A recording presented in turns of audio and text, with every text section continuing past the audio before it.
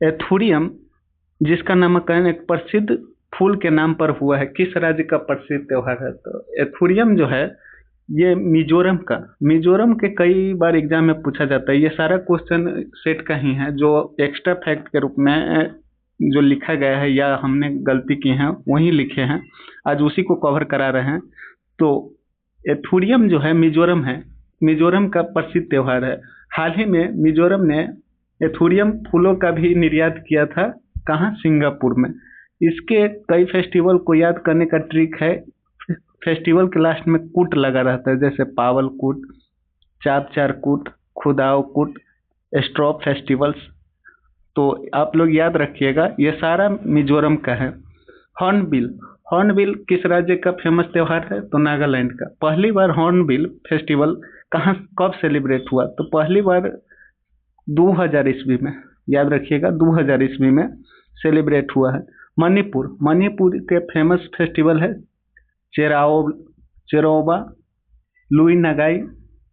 अरुणाचल प्रदेश लोसार अक्सर कई बार पूछा जाता है। लोसार किस राज्य का फेस्टिवल है? तो अरुणाचल प्रदेश का। सोलुंगड्री और लोसार अरुणाचल प्रदेश का, याद रखिएगा आप लोग।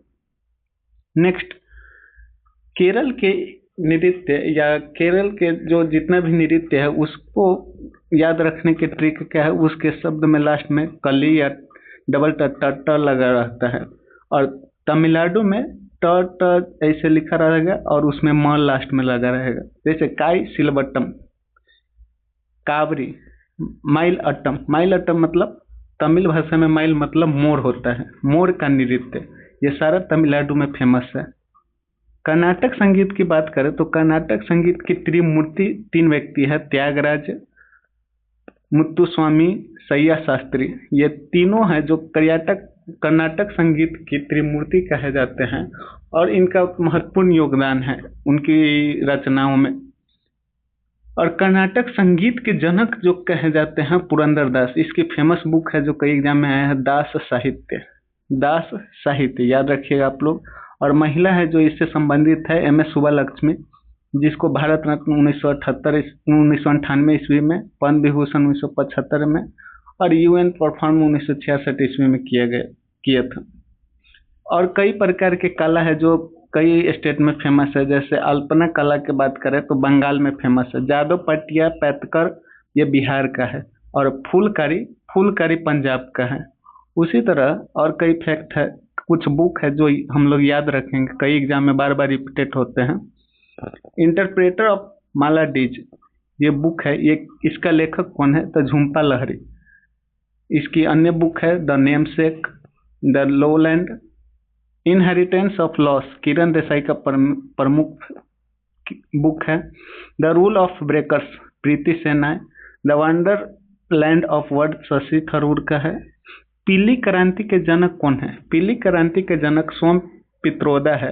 इसी की एक फेमस बुक जो कई कंट्रोवर्सी में भी रहा है, द आइडिया ऑफ डेमोक्रेसी के लेखक कौन है? सैम पित्रोदा।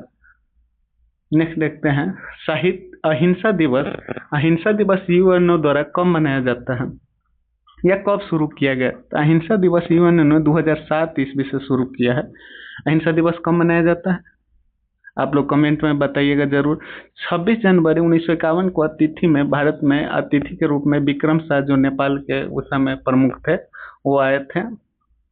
2014 में नोबेल मिला था एक प्रसिद्ध व्यक्ति को, आप लोग याद रखिएगा, बचपन बचाओ के लिए। वो कौन थे? कैलाश सत्यार्थी को बचपन बचाओ के लिए 2014 में नोबेल मिला। इसी के साथ ही मलाला यूसुफजई जो पाकिस्तान के थे, उनकी बुक कई बार एग्जाम में पूछा जाता है, आप लोग याद रखिएगा।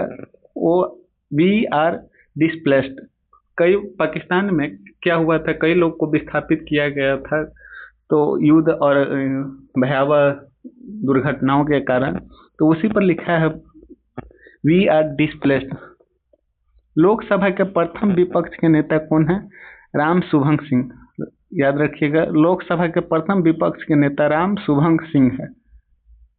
अब देखते हैं नेक्स्ट, प्यूनिक युद्ध किसके किसके बीच हुआ था? तो रोम और कार्थोज के बीच में। मानवाधिकार आयोग के प्रथम मानवाधिकार आयोग के अध्यक्ष का कार्यकाल कितने वर्ष का होता है? ये एनटीपीसी 2025 का क्वेश्चन है। 3 साल का। मानवाधिकार आयोग का अध्यक्ष का कार्यकाल 3 साल का। उद्देश्य प्रस्ताव सब कब पारित किया गया था? तो 13 दिसंबर 1946 को। संविधान द्वारा स्वीकृत कब किया गया था? तो संविधान द्वारा स्वीकृत 22 जनवरी 1947 के। उद्देश्य प्रस्ताव संविधान द्वारा स्वीकृत 22 जनवरी 1947 को किया गया था। देखते हैं, आयरलैंड से हमारे संविधान में 3 चीज लिया गया है, उसको याद करने का ट्रिक है इंस। ई से इलेक्शन, राष्ट्रपति का इलेक्शन। एन से नॉमिनेशन, राष्ट्रपति के लिए नॉमिनेशन। और डी से डीपीएसपी। इसी तरह और नेक्स्ट कराएंगे। आप लोग को कैसा लगा हमारा वीडियो जरूर कमेंट करके बताइएगा।